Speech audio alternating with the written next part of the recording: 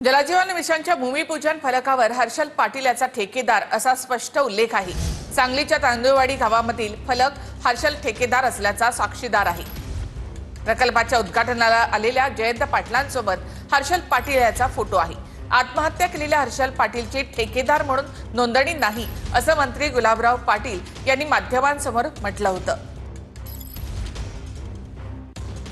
मात्र जलजीवन मिशनच्या भूमिपूजन फलकावर हर्षल पाटील याचा ठेकेदार असा उल्लेख आहे।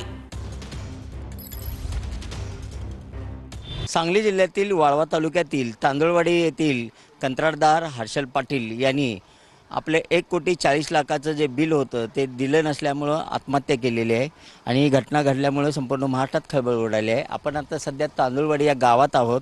या गावात नळ पाणी पुरवठा योजना याचा भूमिपूजन जयंतराव पाटील प्रदेशाध्यक्ष राष्ट्रवादी काँग्रेस पार्टी महाराष्ट्र राज्य मानसिंगराव नाईक त्याचबरोबर इथे शिवाजीराव नाईक या सर्वांच्या उपस्थितीमध्ये या ठिकाणी कार्यक्रम झाला आणि या ठिकाणी आपण पाहू शकता ठेकेदार म्हणून हर्षल अशोक पाटील आणि अक्षय अशोक पाटील या दोघांची नावं आहेत। एकंदरीत पाहिलं तर मंत्री गुलाबराव पाटील यांनी सांगितलं की हर्षल पाटील यांचं जिल्हा परिषदच्या याच्यामध्ये नावच नाही आहे आणि आम्ही त्यांचं कोणतेही देणं लागत नाही आहे। मात्र दुसरीकडे पाहिलं तर या संपूर्ण त्यांच्या वक्तव्यामुळं गावातील सर्व ग्रामस्थ हर्षल पाटील यांचे सर्व नातेवाईक अतिशय आक्रमक आणि संतप्त झालेले आहेत।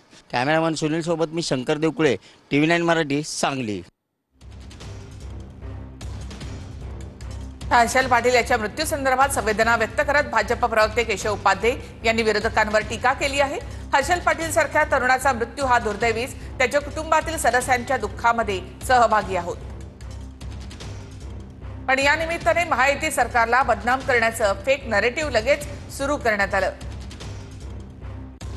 ज्या जलजीवन योजनेचा उल्लेख होत आहे त्या सांगली जिल्ह्यामध्ये जलजीवन मिशन अंतर्गत 954 कोटींची कामं सुरू आहेत। 481 कोटींची देयकं सादर झाली आहेत, त्यापैकी 462 इतकी रक्कम तर संबंधितांना दिली गेली आहे।